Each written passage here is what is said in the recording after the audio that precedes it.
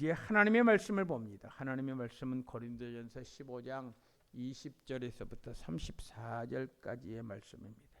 고린도전서 15장 20절에서부터 34절, 신약성경 282면에 나와 있습니다.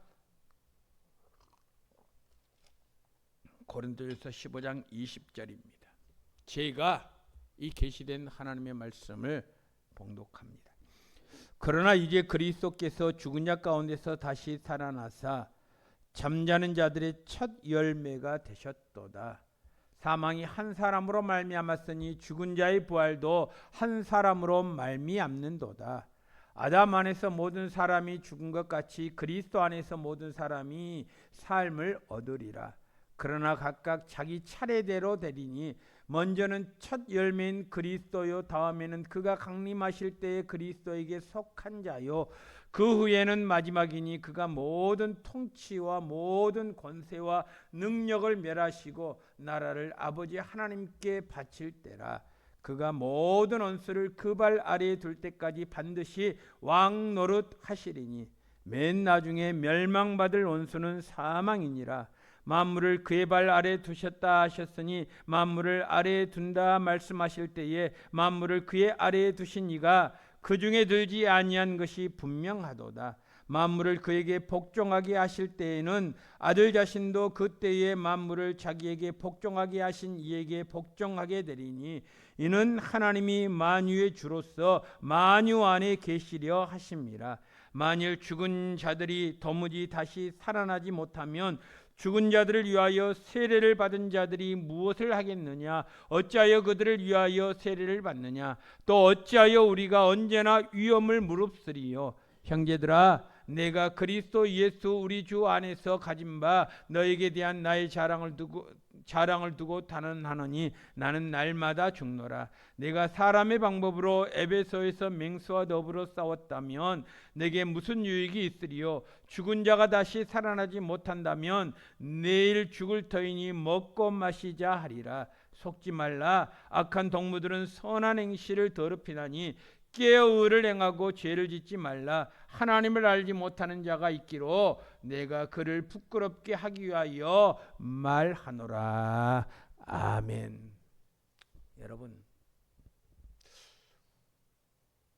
우리는 예수 그리스도를 구주로 믿는 성도들입니다. 그리스도인입니다. 기독교인입니다. 우리가 주님을 믿는 기독교인으로서 꼭 알아야 할 사실이 있습니다. 성경은요, 예수님에 관한 책입니다. 그것을 요약해서 한마디로 말하면 성경은 예수님의 죽으심과 예수님의 부활과 예수님의 재림에 대해서 우리에게 들려주신 하나님의 말씀입니다. 이것은 성경의 본질입니다. 주님께서 십자가에 죽으셨습니다. 그것으로 끝이 아닙니다.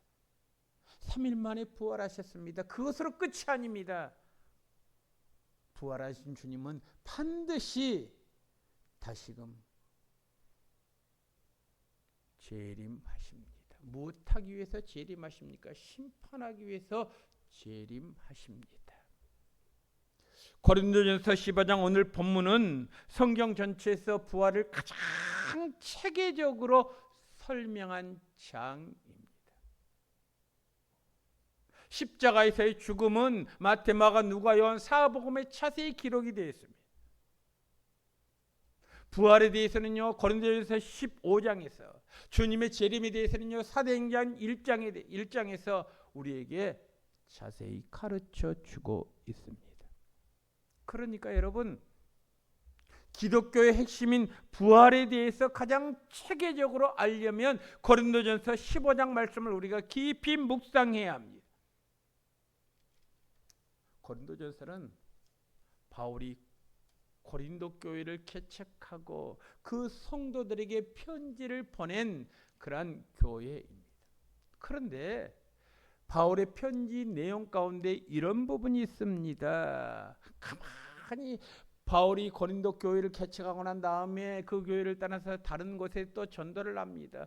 전도하다 보니까요, 들려오는 소식이 있습니다. 고린도 교회 내에 죽은 자의 부활을 부정하는 사람이 있었습니다. 에이, 사람이 한번 죽으면 그것으로 끝이지 어떻게 부활해? 죽은 자가 다시 생기면 어떻게 살아나?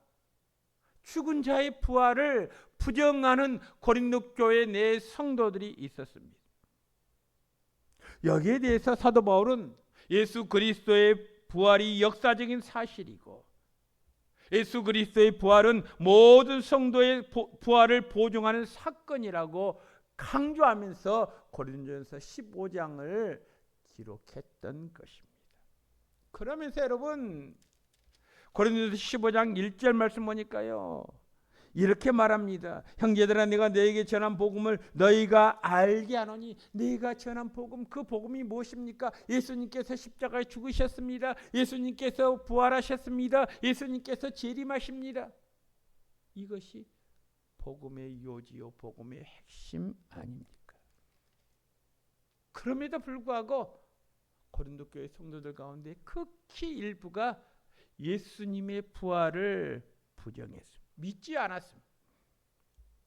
그래서 바울은 오늘 본문 20절 말씀에 이렇게 말합니다. 20절 15장 20절 말씀 보니까 이렇게 말합니다. 그러나 이제 그리스도께서 죽은 자 가운데서 다시 살아나사 잠자는 자들의 첫 열매가 되셨다, 그렇게 선언합니다.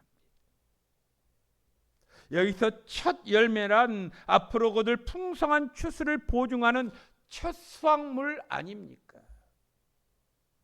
여러분, 예수님의 부활은 단지 예수님의 한 사람의 부활이 아니라 모든 성도들의 부활을 보증하는 첫 번째 열매가 되셨다라는 말씀입니다.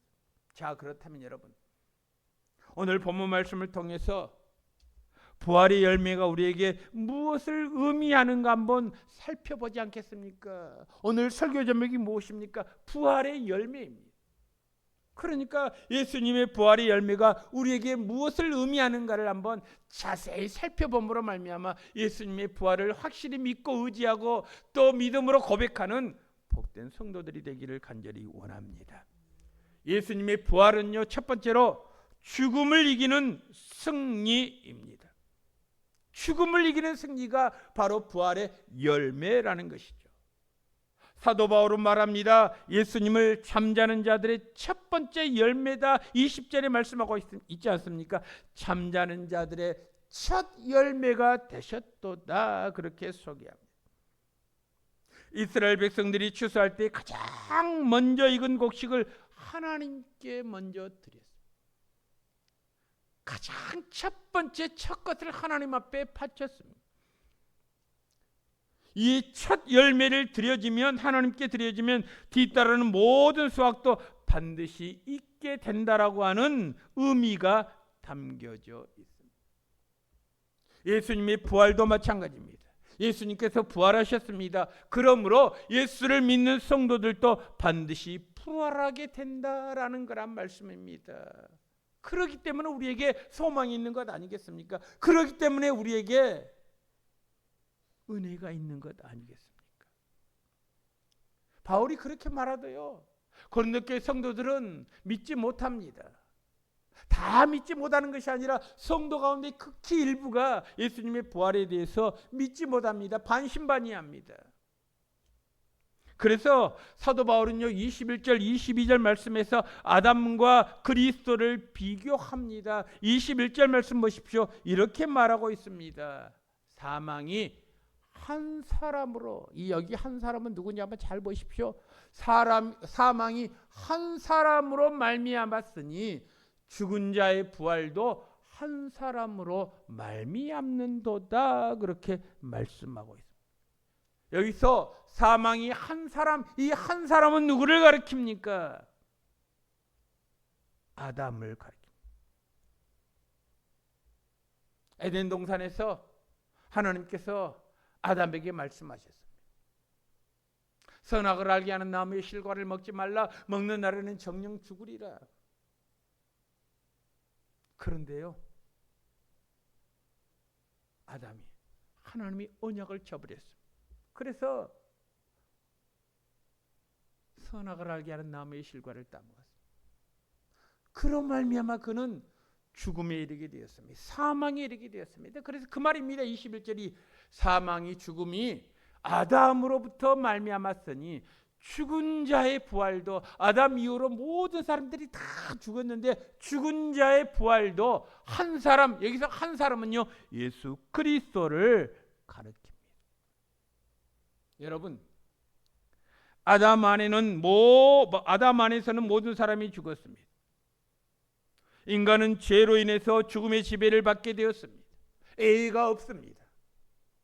혹자들은 말합니다. 갓 태어난 어린아이도 죄인입니까? 죄인입니다. 왜요? 죄의 피가, 아담으로부터 흐르는 죄의 피가 그 갓난 어린아이에게도 있기 때문에 그것을 원죄라고 말합니다. 여러분, 인간은 애 없이 죄로 인해서 죽음의 지배를 받게 되었습니다. 그래서 21절 다시 한번 보십시오. 사망이 한 사람으로 말미암았으니 죽은 자의 부활도 한 사람으로 말미암았다. 죽을 수밖에 없는 저와 여러분들이 부활할 수 있는 것은 예수 그리스도로 말미암았다라는 것입니다. 여러분, 그렇습니다. 저와 여러분들은 예수 그리스도 안에서 생명을 얻게 되었습니다. 여러분, 죽음은요 인간이 해결할 수 없는 가장 큰 문제 아닙니까? 이 죽음의 문제를 해결하기 위해서 얼마나 많은 과학자들이 노력했는지 모릅니다. 그런데 죽음을 해결할 수 있는 방법이 없어요. 아무리 돈을 많이 가진 자라고 할지라도, 가장 강력한 권력을 가진 자라고 할지라도, 현대의학이 아무리 발달했다고 할지라도 죽음을 완전히 해결하지 못합니다. 아니, 해결할 수가 없지요. 한 번 죽는 것은 사람에게 정한 이치라고 했습니다. 사람은 다 한 번은 죽습니다. 죽으면 그것으로 끝입니까? 죽은 다음에 심판이 있다라고 말씀합니다. 여러분, 오늘 성경 말씀은 대단히 중요합니다. 예수님은 십자가에 달려 죽으셨습니다. 우리가 익히 잘 아는 내용입니다. 죽음으로 끝났다면 우리가 예수를 믿을 필요가 없습니다. 예수나 우리나 동등하기 때문에 그렇습니다. 그런데 예수님은 십자가에 죽으셨다가 다시금 살아나셨습니다. 부활하셨습니다. 부활하셨다라고 하는 것은 죽음에 대한 하나님의 최종 승리를 가리킵니다. 여러분, 마치 어두운 밤이 아무리 길어도 새벽을 막을 수 없는 것처럼 죽음도요 부활을 결코 막을 수가 없습니다. 예수님이 살아나셨기에 우리도 영원한 생명을 얻게 되는 것입니다. 여러분, 우리가 매일 읽는 예배 시간 때마다 읽는 성경 구절 있지 않습니까? 6월달 내가 진실로 너에게 이르노니 내 말을 듣고 또 나 보내신 이를 믿는 자는 영생을 얻었고, 이미 얻은 자입니다. 영생을 얻은 자입니다. 사망에 이르지 아니하나니, 심판에 이르지 아니하나니 사망에서 생명으로 옮겼느니라, 그렇게 말씀하고 있습니다. 여러분, 그렇습니다. 예수님이 살아나셨기에 우리도 영원한 생명을 얻게 된 것입니다. 예수님께서 부활하셨기에 우리도 소망이 있는 것입니다. 여러분, 오늘 본문 26절 말씀 보십시오. 26절 말씀 보니까 이렇게 기록이 되어 있습니다. 맨 나중에 멸망받을 원수는 사망이니라. 맨 나중에 멸망받은 원수는 죽음이다, 그렇게 말씀하고 있습니다. 사망, 죽음은요 모든 사람을 두렵게 만드는 마지막 원수입니다. 죽음 앞에서는 권력자도 소용이 없습니다. 죽음 앞에서는 재벌이 총수도 어쩔 수가 없습니다. 그렇습니다. 사망은 모든 사람을 두렵게 만드는 마지막 원수입니다. 그런데 말입니다, 부활하신 주님은 그 원수를 정복하셨습니다. 그래서 성도들은, 하나님을 신실히 믿는 성도들은 죽음을 끝이라고 생각하지 않습니다. 성도에게 있어서 죽음은 천국으로 들어가는 문입니다. 성도들에게 있어서 죽음은 부활을 기다리는 안식의 사건이 바로 죽음이라고 하는 사실입니다. 그렇기 때문에 여러분, 부활은요, 죽음을 이기는 승리다라는 이 주님의 음성을 다시 한번 깨닫는 복된 성도들이 되기를 간절히 원합니다. 두 번째로, 부활의 열매는요, 우리의 삶을 변화시킵니다. 나의 삶을 변화시킵니다. 바울은 부활의 신앙이 단순한 교리가 아니라 실제 삶에 영향을 준다라고 말을 합니다. 여러분, 30절에서 바울은 이렇게 말하고 있죠. 뭐라고 말합니까? 30절 말씀 한번 보실래요? 이렇게, 또 어찌하여 우리가 언제 위험을 무릅쓰리요? 그래서 또 어찌하여 우리가 언제나 위험을 무릅쓰리요? 바울은 날마다 죽음의 위협을 경험했습니다. 복음을 전하다가 매를 맞았습니다. 감옥에 갇혔습니다. 배를 타고 가다가 풍랑이 일어서 죽을 뻔한 고비가 얼마나 있었는지 모릅니다. 그리스도를 전한다는 그 이유 때문에 수많은 박해를 당했습니다. 만약에 말입니다, 부활이 없다면 바울의 이러한 희생은 모두 헛된 것 아니겠습니까? 여러분, 저와 여러분들이 믿음 생활합니다. 신앙 생활합니다. 교회 다닙니다. 만약 교회 다닌 우리들이 만약 주님의 부활이 없다면 우리의 교회 다니는 이 믿음의 행동이 가장 어리석은 세상 사람 가운데 한 사람이 아니겠습니까? 그런데 우리에게는 소망이 있습니다. 왜요? 부활의 소망이 있기 때문에 그렇습니다. 만약 부활이 없다면 바울의 희생과 봉사와 헌신은 모두 헛된 것이, 가장 인생 가운데 비참한 인생이 바로 바울이라고 저는 생각합니다. 그런데요, 부활은 분명히 있습니다. 여러분, 32절 말씀 보십시오. 이렇게 기록이 되어 있습니다. 32절, 내가 사람의 방법으로 에베소에서 맹수와 더불어 싸웠다면 내게 무슨 유익이 있으리요? 죽은 자가 다시 살아나지 못한다면 내일 죽을 터이니 먹고 마시자 하리라. 여러분, 그렇습니다. 죽은 자가 다시 살아나지 못한다면, 죽은 자가 다시금 부활의 소망이 없다면 내일 죽을 터이니 우리가 마음껏 먹고 마시고 즐기자. 여러분, 만약 부활이 없다면 인생은요, 지금 이 순간 현재의 삶을 즐기면 되는 것입니다. 그런데 부활이 있기 때문에 우리는 현재 삶을 바라보면서 생활하면서 내일을 바라보는 삶을 사는 것 아니겠습니까? 영혼을 바라보면서 우리가 삶을 살아나가는 것 아니겠습니까? 오늘날도 마찬가지입니다. 부활을 믿는 사람들은 눈앞의 이익보다는 하나님의 뜻을 우선합니다.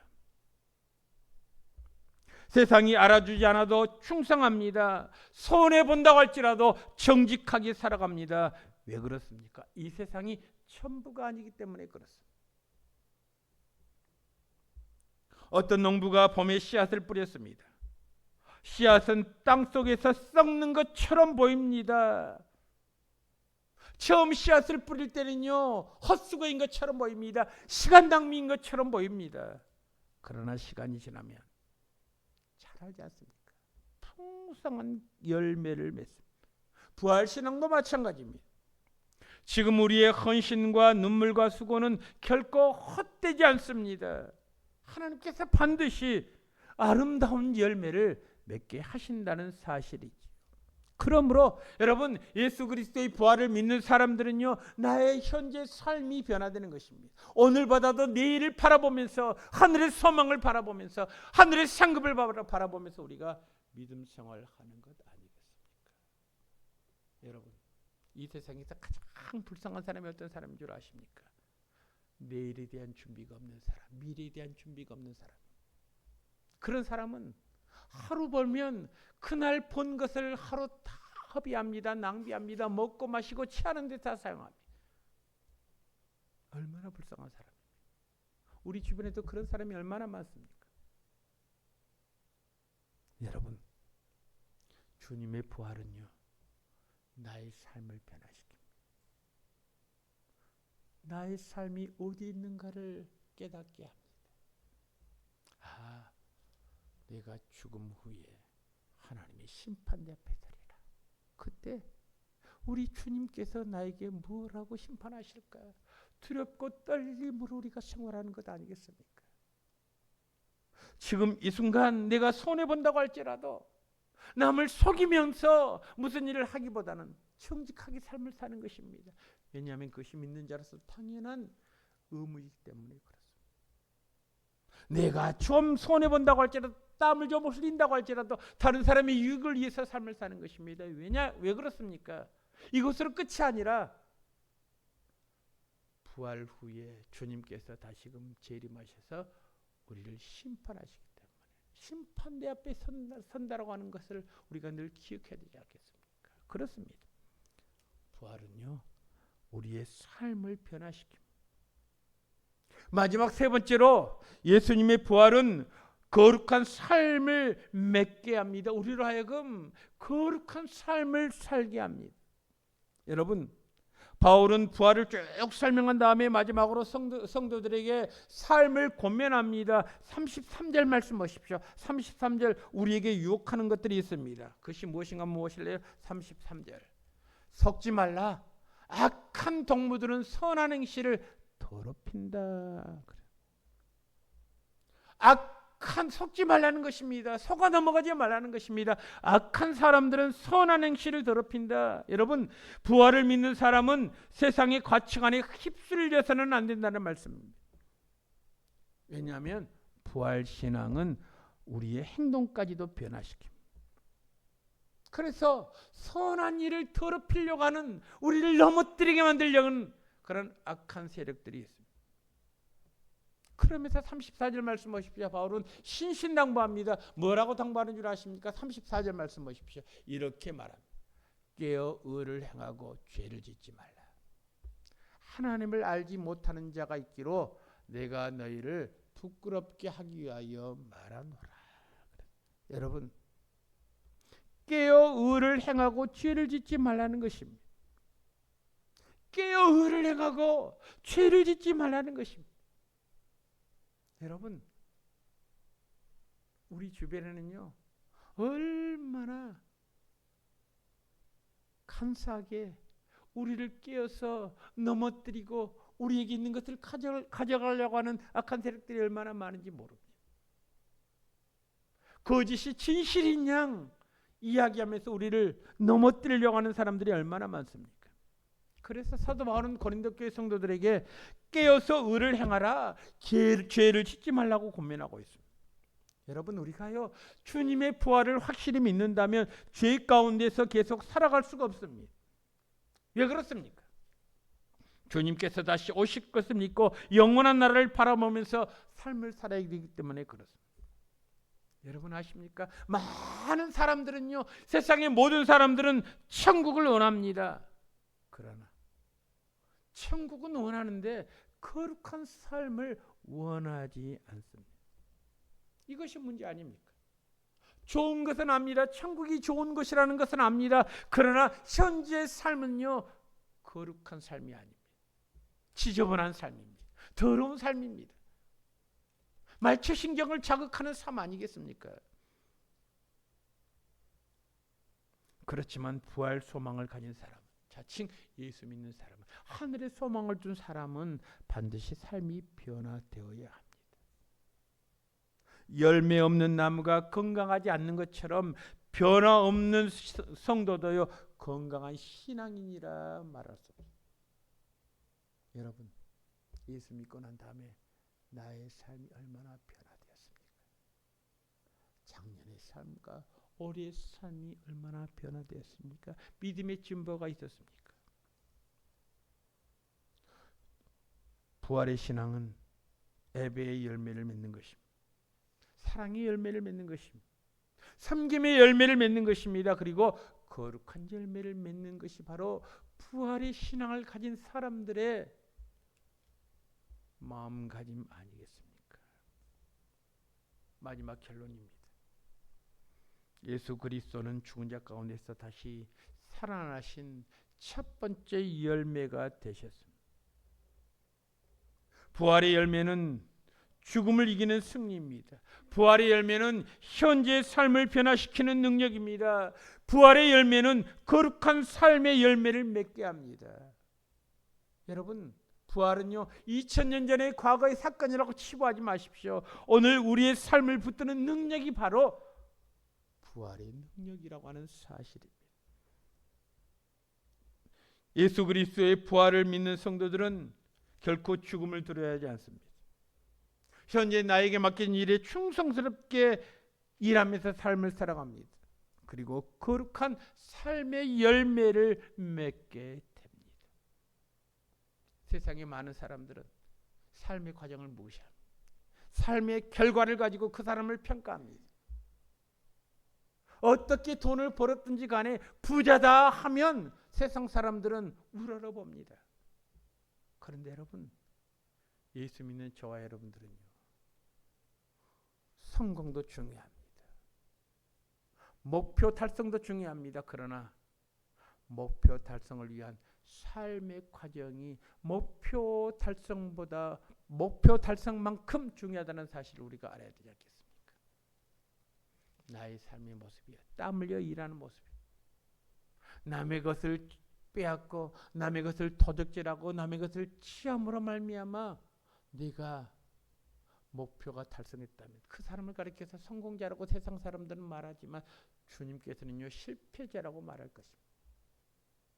여러분, 그렇습니다. 예수님이 부활의 첫 열매가 되었듯이 우리도 장차 영광스러운 부활의 참약이 될 것을 확신하면서 우리가 믿음으로 승리하는 성도들이 되어야 되지 않겠습니까?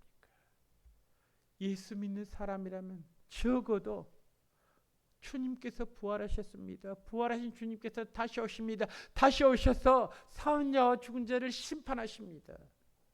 여러분, 얼마나 두렵습니까?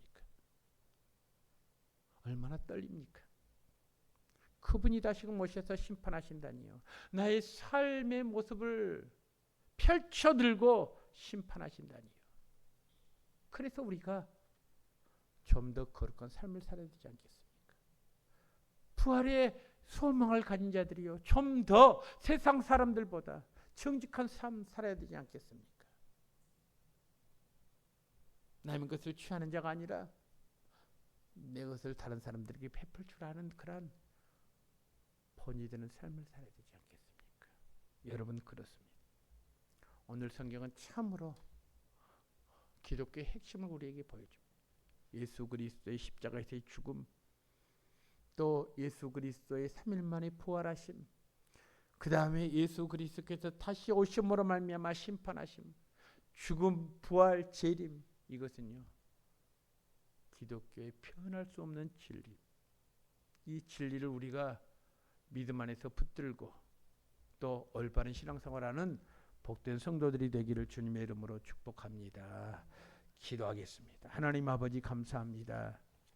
부활의 첫 열매가 되신 예수 그리스도, 주님께서 부활하셨으므로 예수 믿는 저와 여러분들은 반드시 주님께서 다시 오실 때 부활하실 줄로 믿습니다. 이미 잠자는 자들, 죽었던 자들도 주님께서 심판하실 때 다 호련히 변화되어서 주님 앞에 서게 된다라고 성경은 우리에게 말씀하고 있습니다. 하나님, 간절히 기도드리옵기는 주의 가운데서 정말 우리가 예수 믿는 자로서 아버지 하나님이여, 나의 삶이 하나님 앞에 소망을 두는 삶이 되게 하시고 믿음 안에서 승리하는 복된 자의 삶이 될 수 있도록 인도하여 주옵소서. 함께 하실 주님을 찬양하옵고 모든 말씀을 우리 주 예수 그리스도 이름으로 간절히 기도드리옵나이다. 아멘.